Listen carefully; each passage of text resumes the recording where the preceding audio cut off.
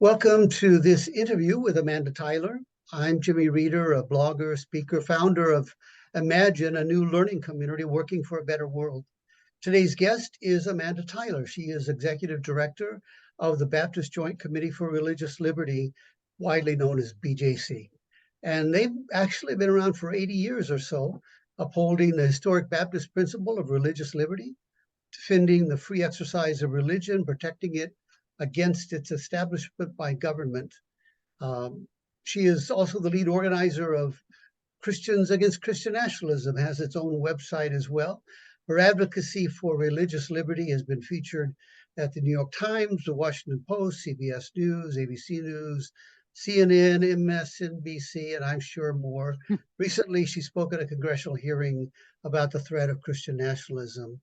So, welcome, Amanda. That's just a little bit about you, but please tell us more about yourself, your work, and what's most important to you. Oh, thank you, Jimmy, for having me on this important series.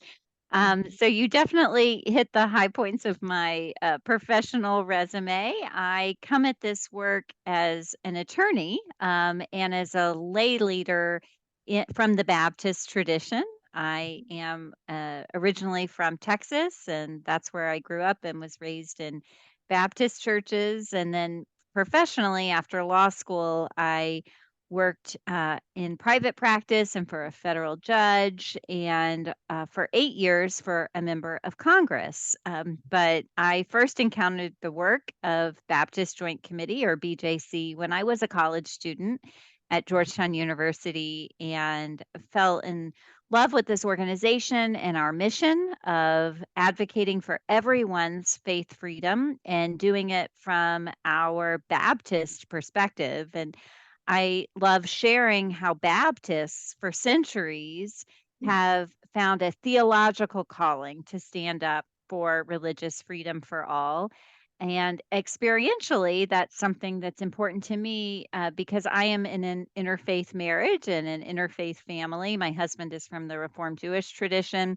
And so I personally understand the importance of religious freedom, practice it in my family, and want to practice that and help others to fully practice their religion if they so choose. I think that's another part of our calling at Baptist Joint Committee, is to stand up for people's ability to say yes and no to God.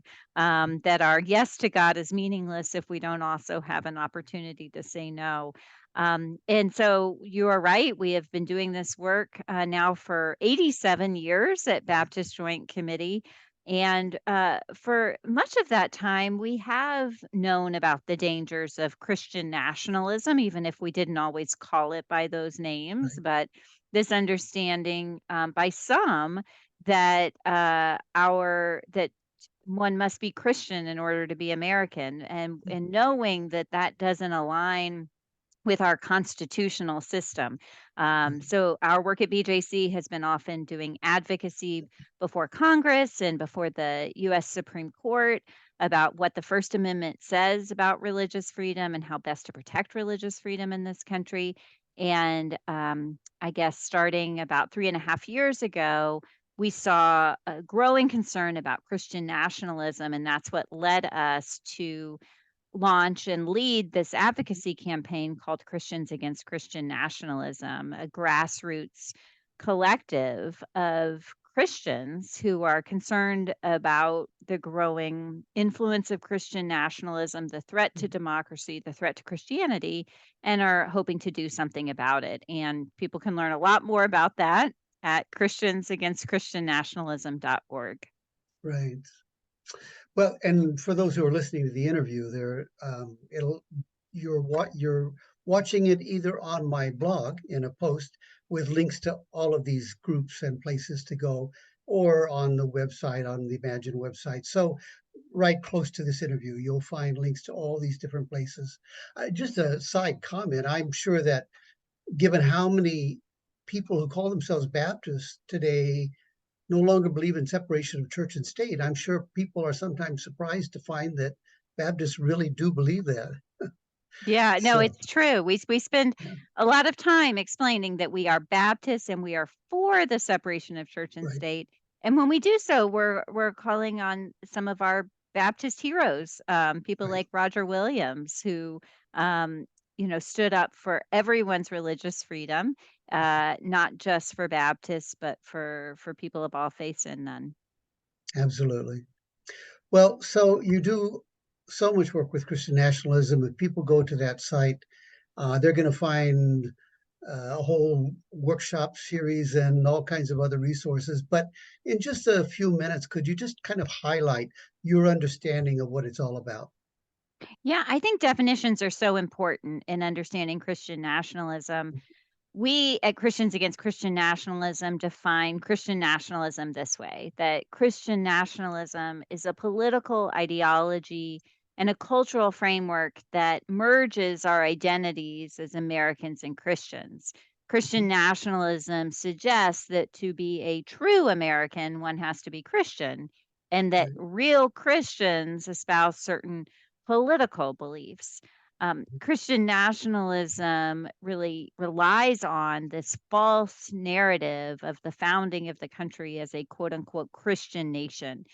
This idea that the United States was founded by Christians for Christians in order to privilege Christianity.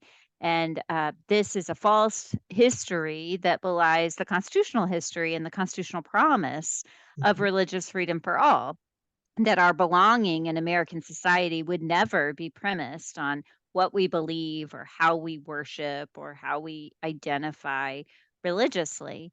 Um, Christian nationalism also often overlaps with and provides cover for white supremacy and racial subjugation. Yeah. In by kind of again feeding on this history and trying to imbue God's favor on the founding of the country, a founding that we know included slavery.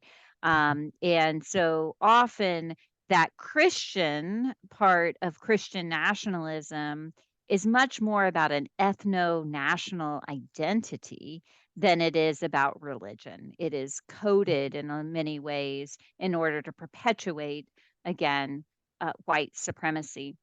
In talking about what Mhm. Christian nationalism is, I think it's also important to say what it's not. So, Christian nationalism, in my view, is not Christianity. Christian nationalism, again, is a political ideology and a cultural framework. Christianity, on the other hand, is a religion. And I think while it would be it's tempting sometimes to say they have nothing to do with one another. That's not exactly the case either, because Christian nationalism uses the symbols and the language of Christianity. And so, to a casual observer, they can often look like the same thing. And I think we also, as American Christians, have to admit that our religion has at times been tainted by Christian Right. nationalism, that Right. our religion has been co-opted by political actors in order to further their aims in ways that Mhm. have polluted and diluted our religion. And so part of our work at Christians Against Christian Nationalism is to learn to self-examine our own theology, our own worship practices to see Yeah. where Christian nationalism has infected our Christianity. But I think it is important to understand that they are different things and to learn to tell the difference. Christian nationalism is also distinct from patriotism. We can be Right. patriotic Americans and take a stand against Christian nationalism. Mhm. Patriotism is a healthy love of country that's reflected in a lot of different ways. Yeah. Nationalism, on the other hand, is an allegiance to country that demands allegiance over all of our other commitments, including our religious commitments. So if our patriotism, what we think is patriotism, is actually leading us to violate our religious convictions, then it's not really patriotism, it's nationalism. Right. And so I think as we define and talk about Christian nationalism, it's important to separate those concepts as well. Excellent distinctions. Thank you. Besides going to the Christians Against Christian Nationalism website, what are some things that people can do? That's the question I get most often when people do find out about all of this and they begin to be concerned about it. So, what can we do? How do you answer that question? Yeah. Well, I think first we need to learn to name and recognize Christian Uh, nationalism. And the resources at Christians Against Christian Nationalism can help us do that. Right. You know, Christian nationalism is not new. It's been around our country and our society for centuries, but we haven't always had the language to talk about it. And in my work in advocating for religious freedom, sometimes things that go under the label of religious freedom arguments are actually much more like Christian nationalism or Christian privilege. And so, really having the tools and the language to tell the differences is important. It was James Baldwin who said, "Not everything that is faced can be changed, Mhm. but nothing can be changed if it's not faced." Excellent. And number one in facing something is being able to name it. So Right. once we've named and recognized Christian nationalism, I think our second duty is to take a stand against it. And for people who are Christians, we have provided this platform at Christians Against Christian Nationalism where people can take a public stand against Christian Right. nationalism. And there's a statement of principles on the website that people can read. And if they, again, it's not a statement of faith Mhm. because as a Baptist, I don't believe in a statement of faith. And also, Right. this statement of principles, though, is meant to unite people across many different lines of difference because there's enormous diversity within the Christian family, and we differ on Oh, yes. theology and worship practice and ideology. But we can be united in our opposition to Christian nationalism and in identifying how it is interfering with our faithful walk with Jesus.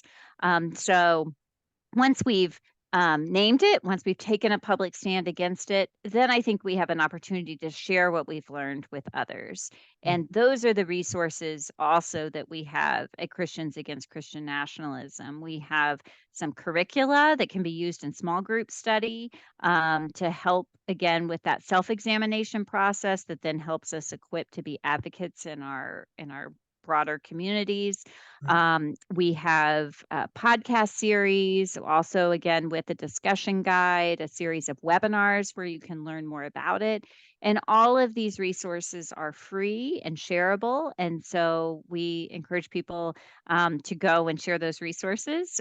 We are also, this is very new within the last couple of weeks, we are on social platforms now Oh, on Instagram and TikTok.